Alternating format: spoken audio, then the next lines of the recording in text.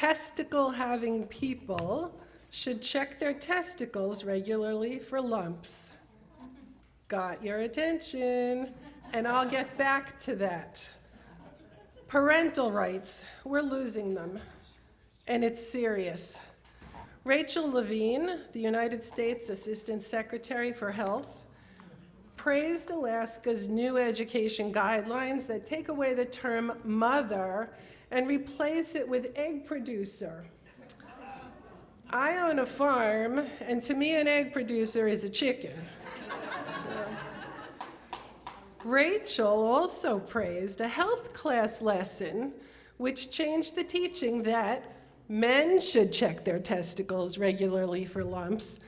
She changed it to testicle-having people should check their testicles for lumps.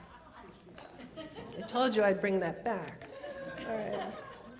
Florida has actually passed laws saying you have to refer to your children by their biological pronouns, meaning what they were born as. Really? Seems strange to us that we need a law to tell us to call a boy and a girl, but for this reason, teachers feel they have to leave Florida.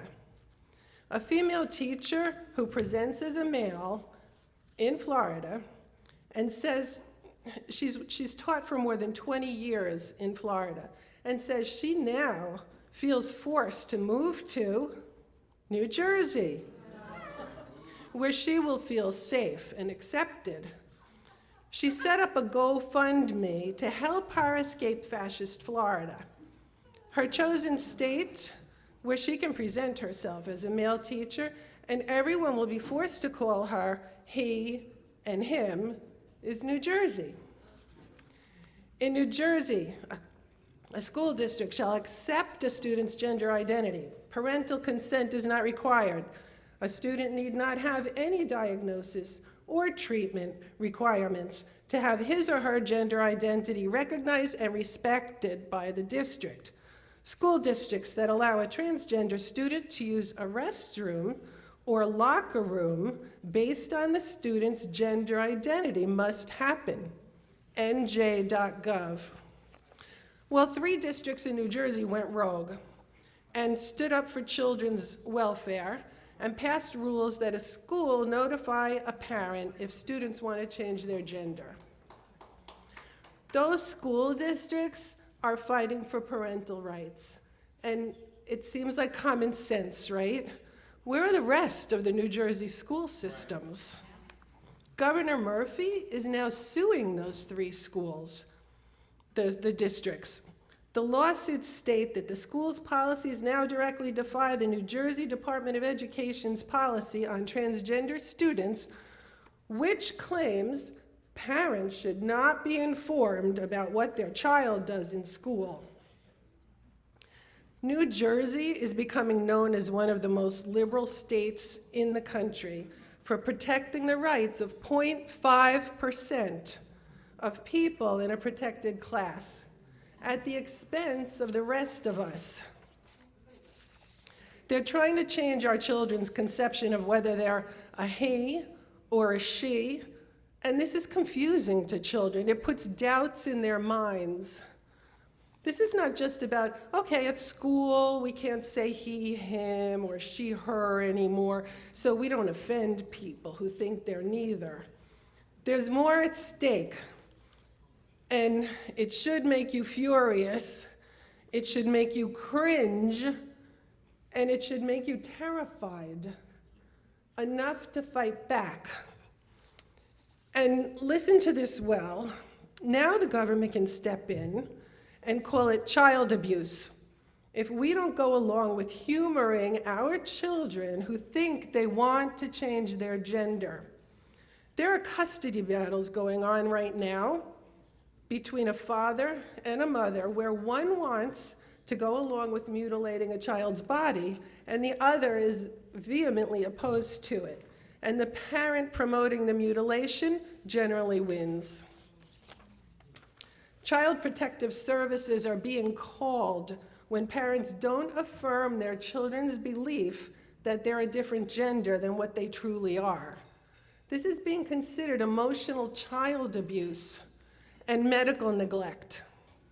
And your child can be removed from your home if you don't go along with this. If you refuse to call your son a girl or your daughter a boy, they can remove your child from your home. Or if you refuse to take your child to a gender clinic. It's even more serious than that. Boys and girls who know they are boys and girls are being made to feel that if they're not LG+, they're oppressors and they're outsiders. How long will our mentally healthy children want to stay in what has become the fringe group now? Our kids are the fringe group now. Children want to belong, and it's the 0.5% that's getting all the positive attention right now. The rest of us, including our kids, are being called haters for telling the truth. The board disagrees. That's what the New Jersey State Board of Education said to the 850 parents who wrote to them, mostly challenging their new code on gender use and replacing equality with equity. The board disagrees, is what they repeated in an August 2nd meeting that was packed with parents proclaiming their right to be involved in what is happening with their children in school now. But the New Jersey Board of Education adopted the code anyway. They disagreed with all of the parents, so they did it anyway. All school districts in New Jersey are gender neutral now. They will not use male and female any longer. Conservatism is the following of faith, family, and country. And let's throw in truth. We can let those people who believe differently know that they're free to believe what they want, but they need to leave us out of it. They cannot continue to force their beliefs on us. We won't take it, no more. And we need to stand firm together on this topic. Most people don't buy into all these new things that are going on in the school system. Why are we letting this happen? What can we do about it? What can you do about it? I'm going to tell you. Obviously, writing letters makes us feel better. It makes us feel we did something, but it doesn't often sway a decision that's already been made. Just as we saw in the New Jersey Board of Education recently. They had their minds made up, they went with it anyway. Who has more power than us individual conservatives? It's the people we elect, that's who. So, number one, stay informed on who is running for political office in our county, Sussex County, and in our state, New Jersey. Number two, support our candidates who stand for conservative values and keeping the rural and conservative nature of Sussex County. Vote for the candidates who care about our children's education and will fight to keep the children from being indoctrinated with the Marxist views. 3, be a good example and a good role model of a Republican. This is where Bill had said before that we need to fight and be aggressive with our enemies. Yeah, with our enemies. But right now, we need to find common ground with people who are independents and Democrats, and that's not where we have to fight.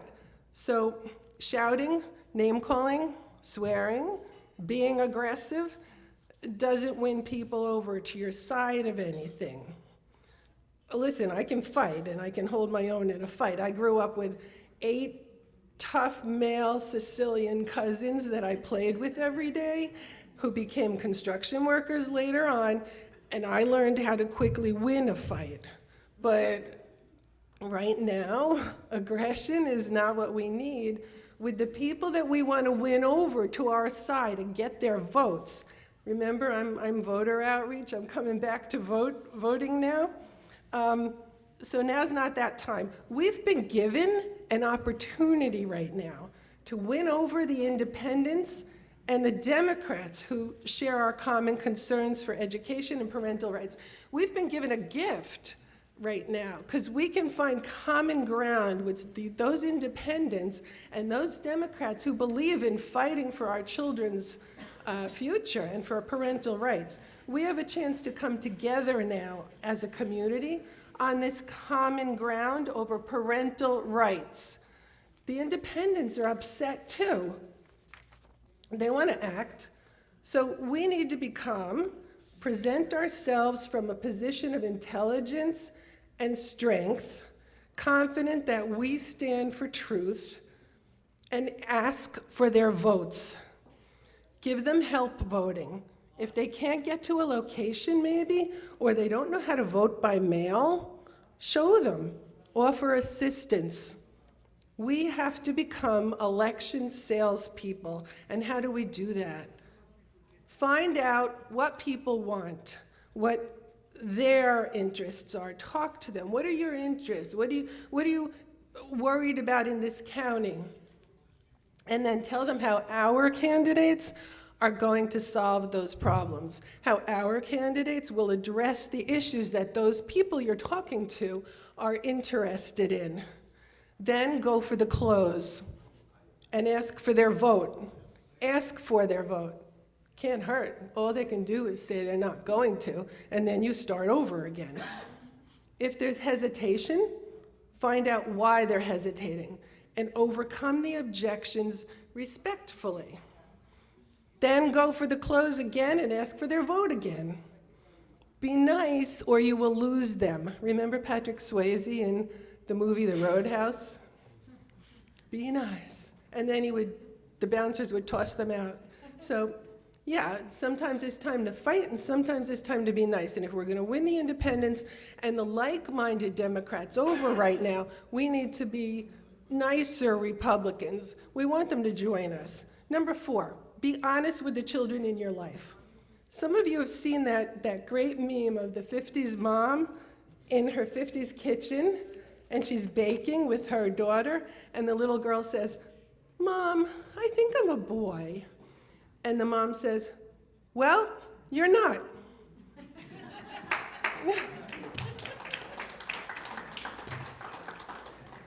Number 5, donate. Change can't always come through individual efforts.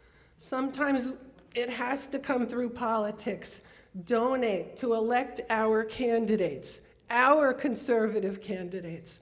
And last, vote for our conservative candidates who want to protect the innocence of children. Give our candidates the power to fight for us and convince people to vote for the party that will fight for their parental rights. Republicans.